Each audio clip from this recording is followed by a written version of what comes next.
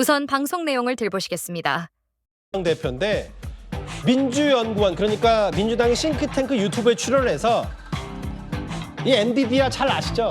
전 세계적으로 AI, 인공지능 칩을 선도하는 이 엔비디아와 관련해서 이런 말을 했습니다. 직접 한번 들어보겠습니다. 어쨌든 인류 역사는 생산성 향상의 역사다. 네, 그렇습니다. 근데 이 생산성 향상의 결과물을 공동체가 일부나마 만약 가지고 있었다면 네네. 전 세상이 달랐을 것 같아요. 가능하다고 보는데 엔비디아 같은 회사가 하나 새로 생겼다. 그중에 국민의 지분이 30%다. 네. 그래서 그 70%는 민간이 가지고 네. 30% 국민 모두가 나누면 굳이 세금에 막 그렇게 의존하지 않아도 되는 상황이 네네네. 오지 않을까요? 예. 그리고 그게 개인이 특정 기업이 전부 독점하지 않고 우리 국민 모두가 상당 부분을 공유하는, 그래서 그런 세상을 만들 수도 있겠다. 제가 꿈꾸는 기본 사회. 구독자 여러분은 이재명의 이러한 주장 또는 말에 대하여 어떻게 생각하시는지요? 국가가 기업을 만든다고요? 대한민국이 공산주의 국가입니까?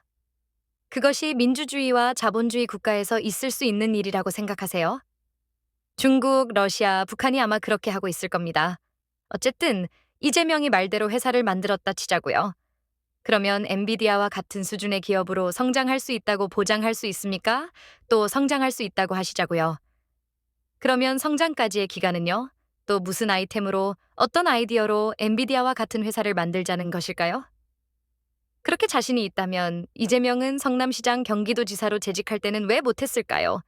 성경에도 비슷한 내용이 나와 있는 설교를 들은 기억이 있는데요. 과거에 비즈니스 아이디어를 심사해서 똑같은 금액을 지원하고 똑같은 기간 안에 누가 더 좋은 결과를 만들어내는지를 심사하는 TV 프로그램이 있었습니다. 당시 참가자 모두가 똑같은 이윤을 창출하였을까요?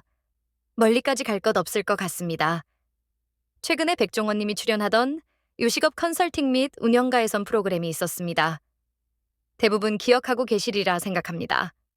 그곳에 출연한 모든 요식업 자영업자들이 운영 컨설팅을 받은 대로, 레시피를 전수받은 대로 그것을 지속적으로 지키고 또 방송 출연 당시에 운영 마인드를 지키든가요? 그렇게 해서 모든 출연자가 성공하던가요?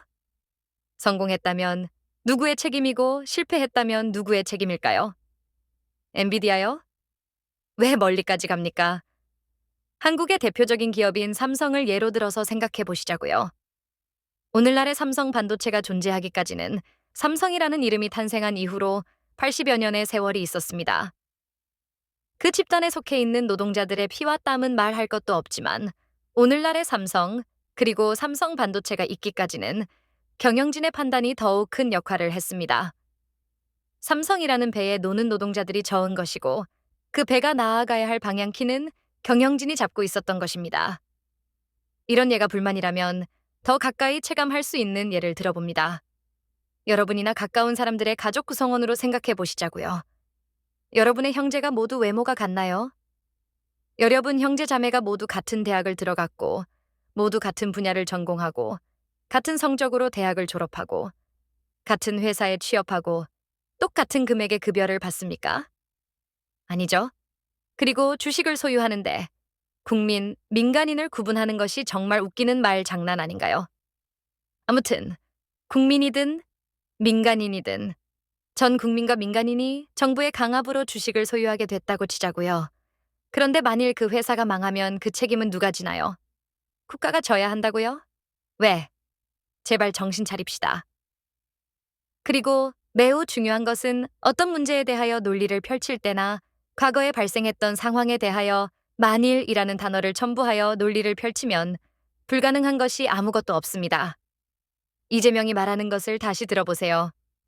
만일 했을 것이다, 였을 것이다 등등 모두가 가정법입니다. 여러분도 이런 말을 이용하면 이 세상에서 그 누구보다도 말 잘하고 누구보다도 뛰어나게 남을 현혹시키는 달인이 될 수 있습니다. 즉, 최고의 사기꾼이 될 수 있습니다. 스스로 한번 해보세요.